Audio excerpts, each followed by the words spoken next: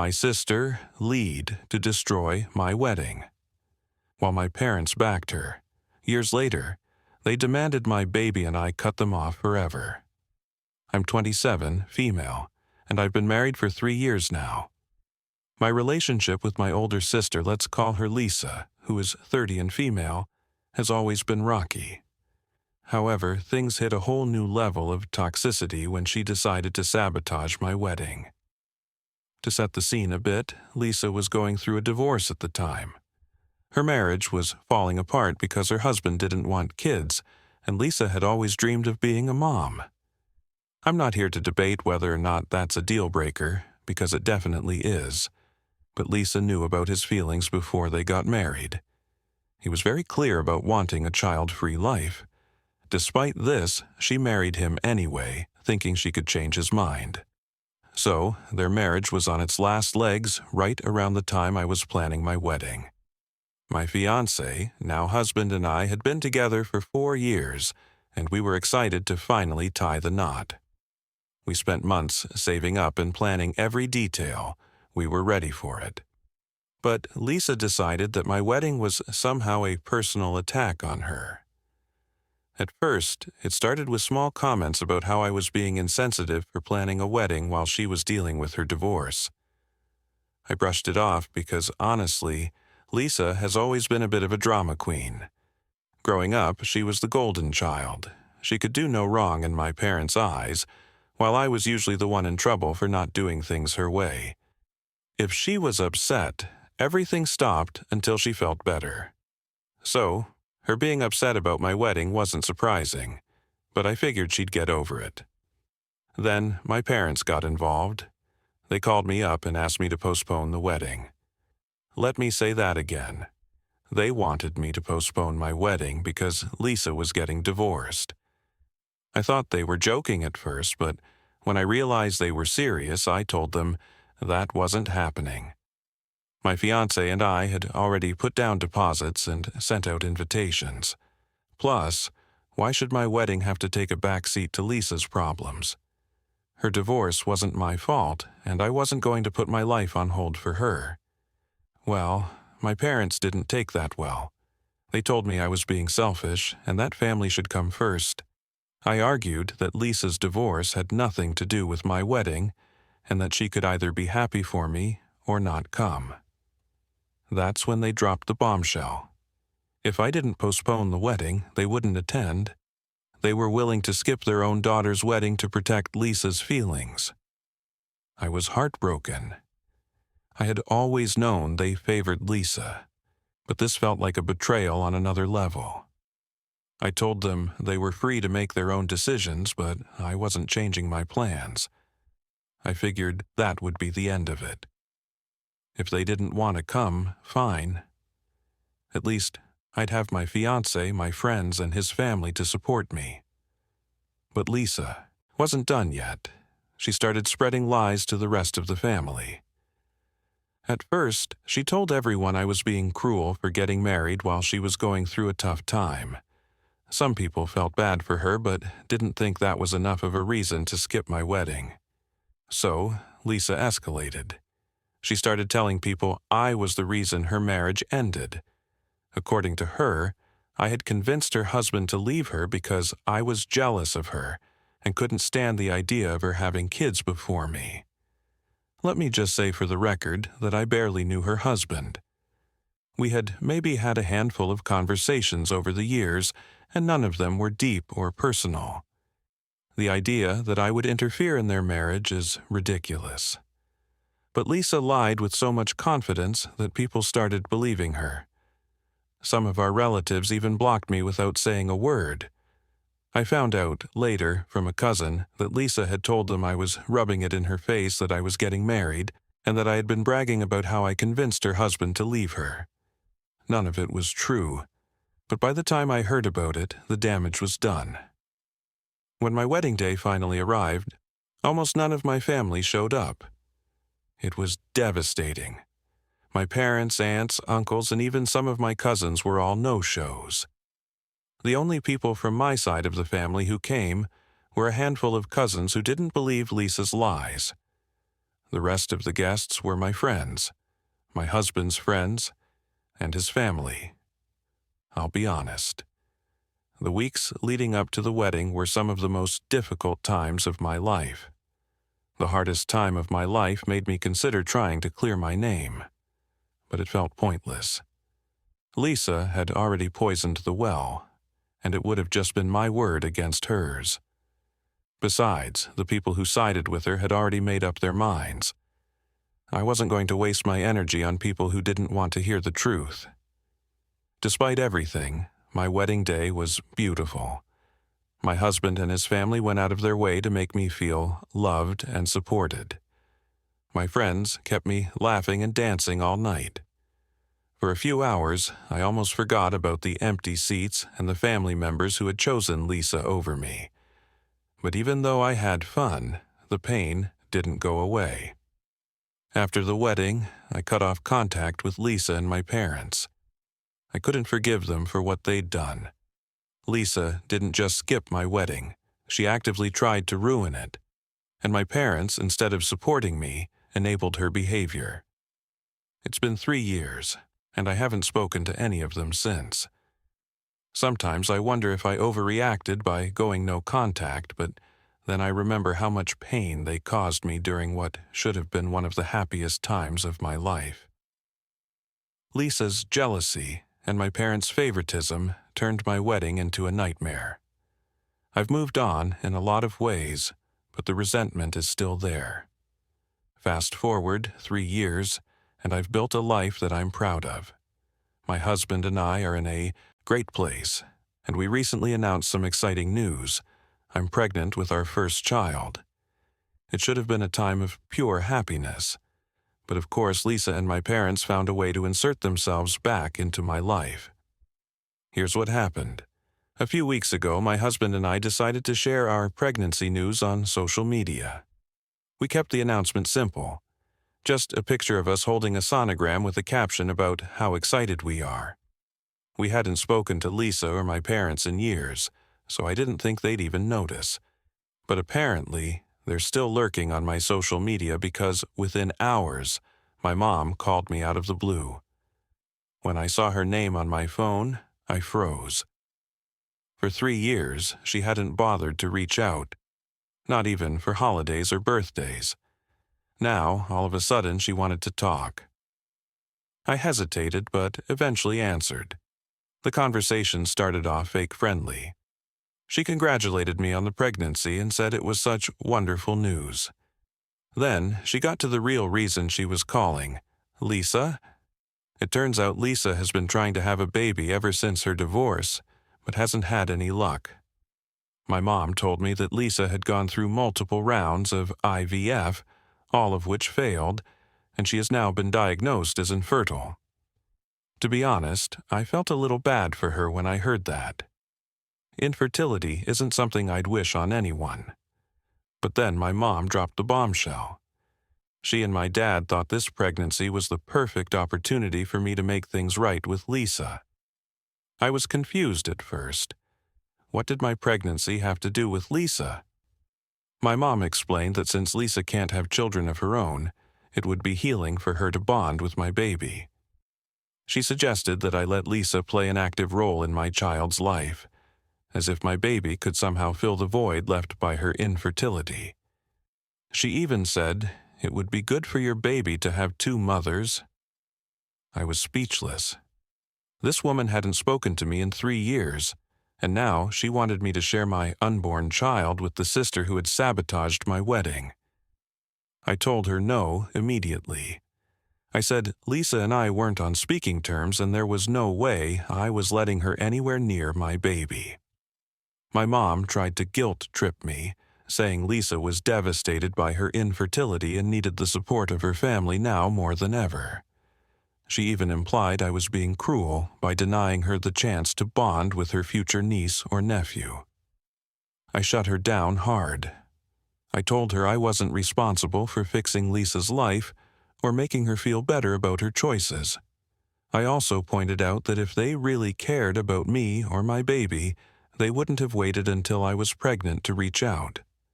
My mom didn't take that well. She accused me of being harsh and said I was letting old grudges ruin my chance to rebuild our family.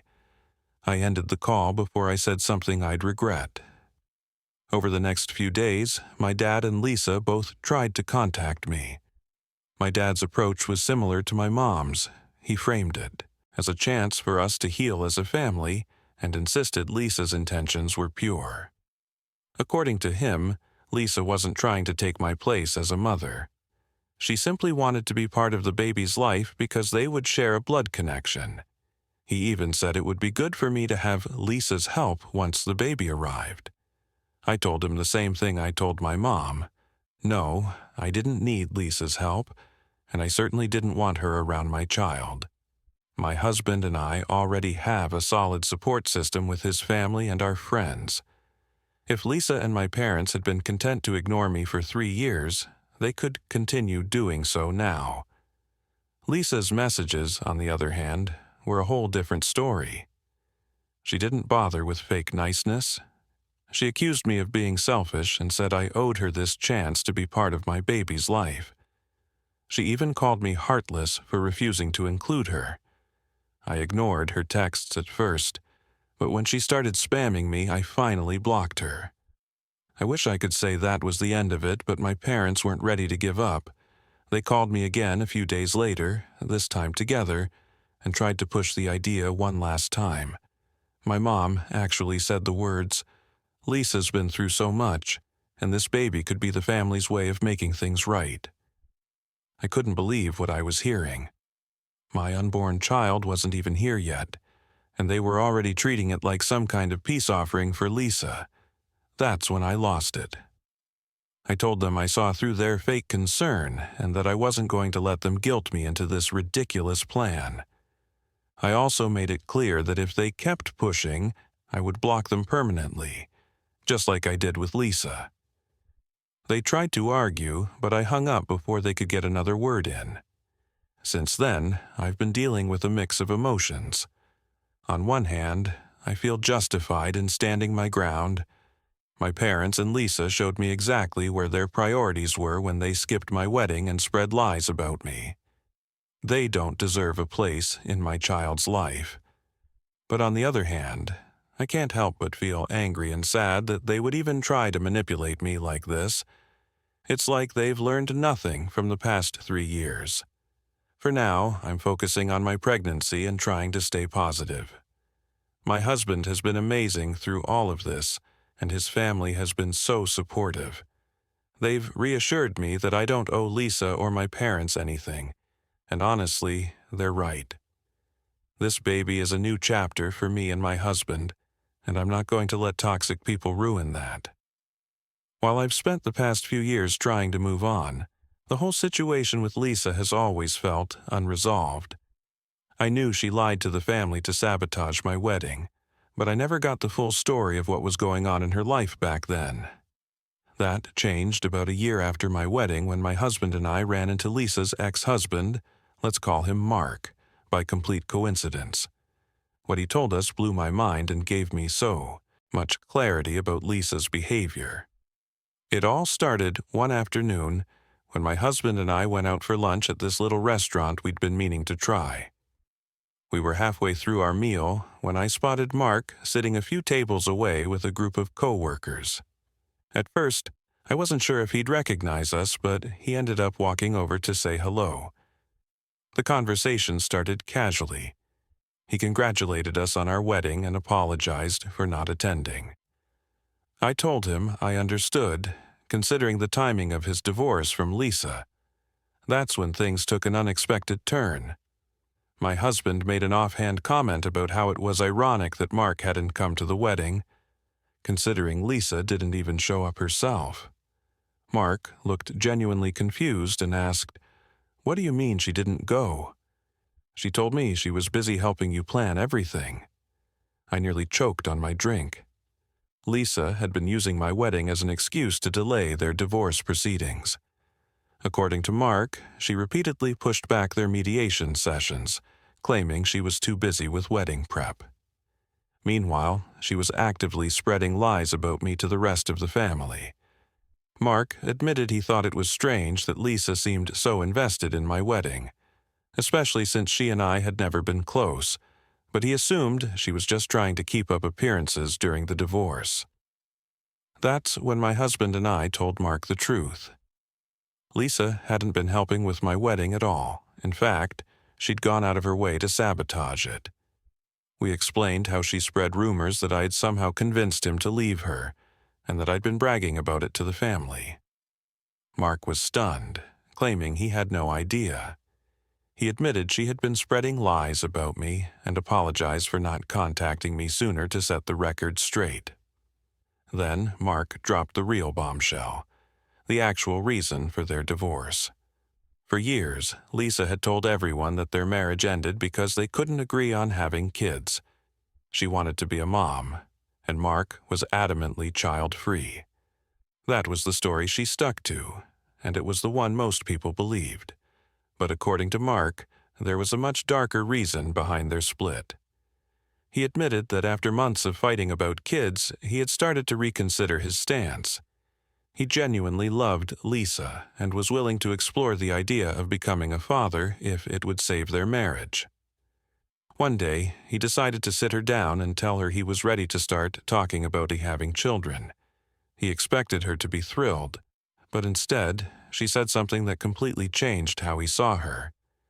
Lisa confessed that she had already stopped taking her birth control months earlier without telling him. She admitted she'd been hoping to get pregnant accidentally so that he would have no choice but to go along with it. She even laughed about it, like it was some kind of clever plan. Mark was horrified. He said he felt completely betrayed, not just because she lied to him, but because she took away his ability to make an informed choice about such a major life decision. That was the final straw for him. He realized he couldn't trust her anymore and filed for divorce shortly after hearing this. I was absolutely floored. I'd always known Lisa was manipulative, but this was a whole new level. I couldn't believe she tried to baby trap her own husband, and I couldn't believe she'd lied to everyone about the reason for their divorce. Suddenly, her behavior during my wedding made so much more sense. She was lashing out at me because she couldn't face the consequences of her own actions. Mark told us that after he filed for divorce, Lisa became increasingly erratic. She'd alternate between begging him to come back and blaming him for ruining her life. At one point, she even tried to convince their mutual friends that Mark was the one who lied about wanting kids, even though he'd been upfront about his feelings from the start. Most of their friends saw through her lies, but it didn't stop her from trying.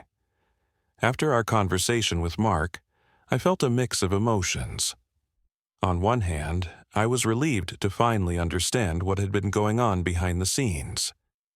It explained so much about Lisa's actions and validated that I wasn't crazy for cutting her off. On the other hand, it made me even angrier. Lisa's lies didn't just ruin her marriage, they also destroyed my relationship with most of our family. And for what? To deflect blame from herself. I thought about confronting Lisa or even sharing what I'd learned with the rest of the family, but in the end, I decided it wasn't worth it. At that point, I was already no contact with Lisa and my parents, and I didn't want to re-engage with the drama. I figured the truth would come out eventually, and honestly, I didn't feel like it was my responsibility to expose her. Looking back, that conversation with Mark was a turning point for me. It helped me let go of some of the guilt I'd been carrying about the way things ended with my family. For a long time, I wondered if I should have done more to defend myself, or if I'd overreacted by cutting them off. But after learning the full extent of Lisa's lies, I realized I did what I had to do to protect myself. Lisa's actions weren't just a mistake or a moment of poor judgment. They were calculated, deliberate choices to hurt the people around her for her own benefit. I've spent too much of my life being collateral damage in Lisa's schemes, and I refuse to let her drag me down anymore. Then came the final straw. It started a couple of weeks after I blocked Lisa and my parents following their two mothers' proposal for my baby. I figured that would be the end of it. They couldn't contact me directly anymore, so what else could they do? Turns out a lot. Lisa decided to take her grievances public. The first post was vague, but obviously aimed at me. She wrote something like, "It's sad when family lets you down, especially when you've always tried to support them. Some people just don't understand loyalty or forgiveness." I didn't respond, but it annoyed me because I knew she was painting herself as the victim again. The comments were filled with people saying things like, "You're so strong, and whoever hurt you doesn't deserve you." Classic sympathy fishing. At first, I thought, whatever, let her vent. I'm not engaging. But then the post started getting more specific. Lisa started making pointed remarks about my actions, and honestly, it's hard to be happy for someone who spent years trying to ruin your life. In another post, she wrote, "Some people are so selfish that they won't even consider sharing their blessings with others who need them more." It was obvious she was trying to frame me as the bad guy for not letting her be a part of my baby's life. The final straw came when my mom chimed in. She made her own post about how some people in this family have always been jealous and manipulative, and how they turned their backs on us when we needed them most. She even wrote, "It's heartbreaking to see your own child reject her sister's pain." I don't think she realized how ironic it was to accuse me of rejecting Lisa's pain after she and Lisa had ignored mine for years. These posts weren't just annoying, they were damaging. Extended family members who hadn't spoken to me in years started calling to check in and ask what was going on. Some were outright accusatory, saying things like, "Why can't you just make peace with Lisa? Family is everything. You need to let this go." It felt like they'd all decided I was the villain without even asking for my side of the story. After a few weeks of this nonsense, I decided I wasn't going to sit back and let Lisa control the narrative anymore. I hadn't said a word about her lies in years because I wanted to keep the peace, but clearly, that strategy wasn't working. If Lisa wanted to air our dirty laundry on social media, then fine. I'd do the same. I reached out to Lisa's ex-husband, Mark, to let him know what was going on. We'd spoken a few times since our run-in at the restaurant, and we were on good terms. I asked if he'd be okay with me sharing the truth about their divorce, and he said yes. He even offered to back me up if anyone doubted my story. So, I wrote a long post explaining everything. I detailed how Lisa had sabotaged my wedding by spreading lies about me, how my parents enabled her behavior, and how they tried to guilt me into sharing my baby with her. Then, I dropped the bombshell about her divorce, the fact that she'd secretly stopped taking birth control to try and baby-trap Mark, and that her manipulative behavior was the real reason their marriage ended. The reaction was explosive. Within hours, my phone was blowing up with messages from family members. Some were supportive, saying they'd had no idea Lisa was capable of such things, while others were furious, accusing me of airing private family matters and kicking Lisa while she's down. Lisa and my parents were uncharacteristically silent at first, which told me they didn't know how to spin this, but of course they didn't stay quiet for long. A few days later, Lisa made a post claiming I'd fabricated the entire story out of jealousy. She said I'd always been upset about how close she was to our parents, and accused me of trying to turn the family against her. My mom and dad backed her up with comments about how they just wanted to rebuild the family, and how they never expected such cruelty from me. At this point, I wasn't even angry. I was exhausted. I'd laid out the truth, and anyone who still chose to believe Lisa was free to do so. I wasn't going to waste my energy arguing with people who had already made up their minds. I left the post up for about a week, not because I regretted what I said, but because I didn't want my social media filled with negativity. Since then, things have calmed down a bit. Most of the family who sided with Lisa has gone quiet, and a few have even reached out to apologize for believing her lies in the past. Lisa and my parents, on the other hand, are still playing the victim. They've made a few more posts about how families should stick together no matter what, and how they just want peace, but I haven't responded. The way I see it, I've done everything I can to defend myself. If people still want to believe Lisa's version of events, that's their problem, not mine. I've got a baby on the way, and I'm not going to let toxic people take up any more space in my life. That's where things stand for now. If you've ever had to deal with a family member airing your drama on social media, I'd love to hear how you handled it. Thanks for reading. Hey everyone, the channel's been slowing down a bit, and I spend so much time finding these stories for you. If you enjoy the content, please hit that subscribe button. It means the world and helps keep this journey going strong. Let's grow together. Now, let's move to the final update. Final update. Hey Reddit. I wasn't planning on posting again, but the universe and my family had other plans. I thought I had closed this chapter, but apparently Lisa, 30, female, and my parents weren't ready to let go. If you've been following my posts, you already know the backstory. If not, here's the short version. My sister Lisa ruined my wedding, my parents enabled her, and then they all tried to guilt me into letting Lisa play second mother to my unborn baby. I've been no contact with them for a while now, but recently they've taken their entitlement to a whole new level. This update might be the wildest yet, so buckle up. A few weeks ago, I started noticing weird activity on my social media. My pregnancy posts, simple updates like baby bump photos or nursery prep, were getting strange comments. At first, it was just vague stuff like, "It's sad when people forget the meaning of family," or "Some babies are blessings from more than one person." I thought it was just random trolls, but then I realized the accounts were suspiciously new, with no profile pictures or personal posts. My gut told me it was Lisa or my parents behind them. I brushed it off because honestly I'm used to their antics at this point. But then it escalated. One account left a comment saying, "You should be careful. Some people don't deserve to raise children." That one shook me. I deleted the comment and blocked the account, but I couldn't shake the feeling that they were watching me. Things took a darker turn when I got a call from my landlord. Apparently, someone had called, pretending to be me, asking if I was planning to move out soon.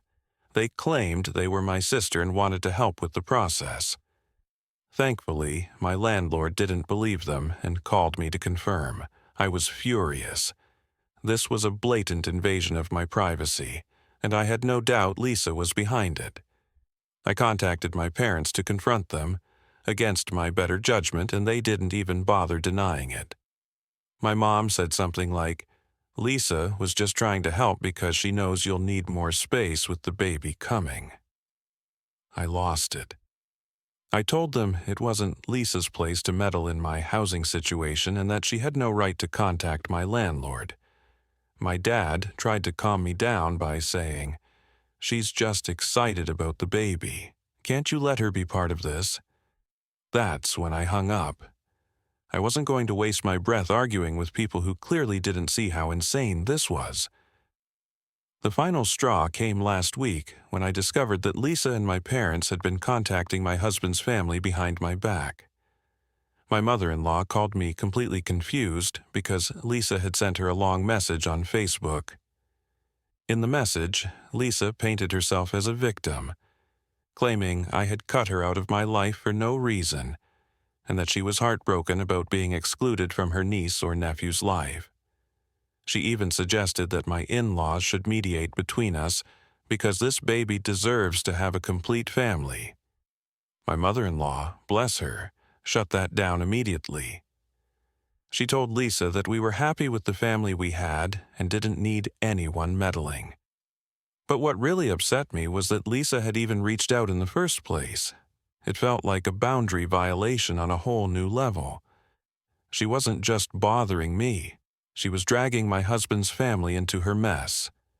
After that, I decided enough was enough. I filed a police report about the landlord incident and the harassing comments on social media.